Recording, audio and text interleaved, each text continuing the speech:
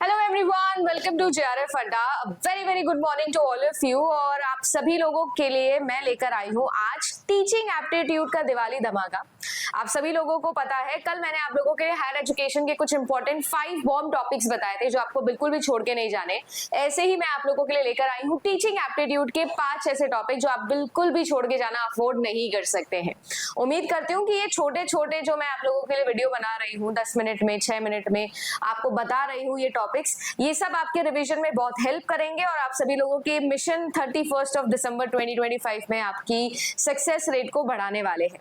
कैसा लगा वीडियो जरूर बताना कमेंट सेक्शन में। वीडियो अच्छा लगे तो लाइक जरूर करना। चलिए आइए हम लोग चलते हैं आज के हमारे टीचिंग एप्टीट्यूड के 5 बॉम्ब टॉपिक्स पर जिनसे आपका जेआरएफ डेफिनेटली होने के चांसेस इंक्रीज होंगे।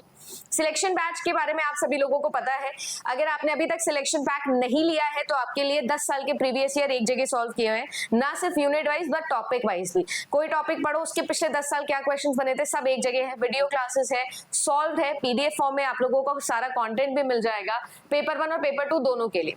और साथ ही साथ आप लोगों के लिए पेपर 1 की बुक है पिछले 6 साल के प्रीवियस ईयर की, वो भी आपके घर पर डिलीवर हो जाएगी विद टेस्ट सीरीज। आपकी टेस्ट सीरीज है, 10 मॉक टेस्ट इसमें मिल जाएंगे। दिवाली है तो दिवाली ऑफर चल रहा है, दीप 15 कोड आप लगा सकते हो और आपके पास में 15% ऑफ भी अवेल कर सकते हो। टीचिंग एप्टीट्यूड की अगर मैं बात करूं तो इन जनरल आप लोगों को पता है कि 2025 के अंदर अगर सबसे ज्यादा कोई आस्क्ड यूनिट मुझसे पूछेगा तो वो सरप्राइजिंगली टीचिंग एप्टीट्यूड है। पिछले कुछ सालों में इसका चलन थोड़ा कम हो गया था, बाकी यूनिट्स का बोलबाला रहा था, logical reasoning, ICT, higher education, इन सब का थोड़ा ज्यादा रहा था। बट 2025 जून के अंदर आपका ये यूनिट बहुत ज्यादा आया, ये और कम्युनिकेशन। तो आज इसी के इंपॉर्टेंट टॉपिक्स हम लोग देख रहे हैं। सबसे पहला टॉपिक जो आपको बिल्कुल छोड़ के नहीं जाना होता है टीचिंग मॉडल्स। टीचिंग एप्टीट्यूड के अंदर टीचिंग मॉडल्स के ऊपर हर बार सवाल आता है। अब ये जो टीचिंग मॉडल्स है ना, इसमें लर्नर सेंट्रिक मॉडल्स और आप लोगों के टीचर सेंट्रिक मेथड्स, ये दोनों ही बहुत ज्यादा इंपॉर्टेंट होते हैं। और साथ ही साथ अब क्योंकि नेशनल एजुकेशन पॉलिसी आई, नेशनल एजुकेशन पॉलिसी 2020 के अंदर ब्लेंडेड लर्निंग है ना, वोकेशनल लर्निंग, एक्सपीरियंशियल लर्निंग, इन सब लर्निंग्स को इंप्रूव करने के लिए फ्लिप्ड क्लासरूम मॉडल, ये सब मॉडल्स के ऊपर अभी बहुत ज्यादा सवाल आप लोगों के पूछे जा रहे हैं। तो जैसे आप लोग देख सकते हो इंक्वायरी ट्रेनिंग मॉडल के ऊपर आप लोगों का ये सवाल पूछा गया था। ये more than common sense required है, यहाँ पर सिर्फ कॉमन सेंस से काम नहीं चलेगा। अक्सर टीचिंग एप्टीट्यूड के जो क्वेश्चन होते हैं ना, उन्हें थोड़ा बहुत कॉमन सेंस से काम चल जाता है, पर ये वैसा नहीं है, इसमें केवल कॉमन सेंस से काम नहीं चलेगा, थोड़ा बहुत आपको याद रखना पड़ेगा। नेक्स्ट आता है आप लोगों के लिए ट्रांसफर ऑफ लर्निंग। कुल मिला के आप लोगों का जो मेमोरी वाला टॉपिक है ना, वो बहुत ज्यादा आजकल पूछा जाने लग गया है। कॉन्शियस, सबकॉन्शियस है ना, ये सारी चीजें। तो यहीं पर आप लोगों का ट्रांसफर ऑफ लर्निंग भी एक इंपॉर्टेंट टॉपिक आता है। लो रो ट्रांसफर क्या होता है, हाई रो ट्रांसफर क्या होता है ना, कैसे किसी सिचुएशन में हम अगर ऑटोमेटिक चीजें लर्न कर रहे हैं, सबकॉन्शियसली अनकॉन्शियसली लर्न कर रहे हैं, तो क्या कौन से टाइप की लर्निंग होगी। तो ये आप लोगों का जो ट्रांसफर ऑफ लर्निंग मॉडल है, ये भी एक अच्छा टॉपिक है। साथ ही साथ इसको आप रिलेट करना मेमोरी वाले टॉपिक से, है ना, ये आप लोगों के लिए काफी इन दिनों पूछा जा रहा है। नेक्स्ट अगर मैं बात करूं तो ह्यूमन मेमोरी मैंने अलग से लिखी दिया है, अब आप देख सकते हो। Explicit memory, implicit memory, declarative, episodic memory, ये सारे के सारी जो मेमोरीज है ना, इन सब के ऊपर आप लोगों का इस बार सवाल पूछा जाता है।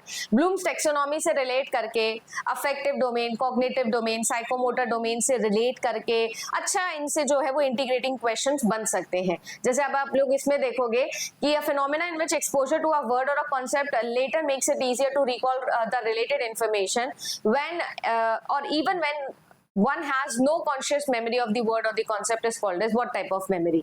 अब अगर आप लोग देखो तो ये वही चीज है जैसे कि मैं आपको हमेशा बोलती हूँ ना, कीवर्ड कीवर्ड कीवर्ड। तो अब कीवर्ड से आपको क्या होता है, वो सारी चीजें याद आ जाती है। उस टाइप की मेमोरी को हम लोग क्या बोलते हैं, ये आपसे इस क्वेश्चन में पूछा गया था। कमेंट सेक्शन में बताना मुझे इसका क्या आंसर होगा। और यही चीज मैं आप लोगों को बता दूं कि मैंने आप लोगों के लिए रिसर्च एप्टीट्यूड के भी कंप्लीट कीवर्ड का एक मैराथन लिया है, और आपका जो अगला मैराथन होने वाला है वो होने वाला है लॉजिकल रीजनिंग का। 100 कीवर्ड्स मैं आपको देने वाली हूँ। इसके अलावा आपको लॉजिकल रीजनिंग में कुछ भी पढ़ने की जरूरत नहीं होगी। इसी चैनल पर आएगा, सुबह 10 बजे वाले टाइम पर ही आएगा। और अगली मैराथन जो है उसका डेट भी मैं आप लोगों को फिक्स ही कर देती हूँ कि अगली मैराथन का डेट क्या होने वाला है। संडे, इस संडे जो है वो आप लोगों की अगली मैराथन आने वाली है, ठीक है ना, यानी कि आपकी 26 को। तो अगर आप सभी लोग जुड़ना चाहें तो जुड़ जाना। रिसर्च का ऑलरेडी दे चुकी हूँ, अब लॉजिकल रीजनिंग का मैराथन आने वाला है। नेक्स्ट आता है आप लोगों के tools, learning tools, teaching tools, ये आप लोगों के आ गए हैं। ये आपका थोड़ा सा आईसीटी इंटीग्रेट करके जो है वो टीचिंग एप्टीट्यूड से पूछा जाता है, तो ये वहीं से आप लोगों का सवाल बनता है।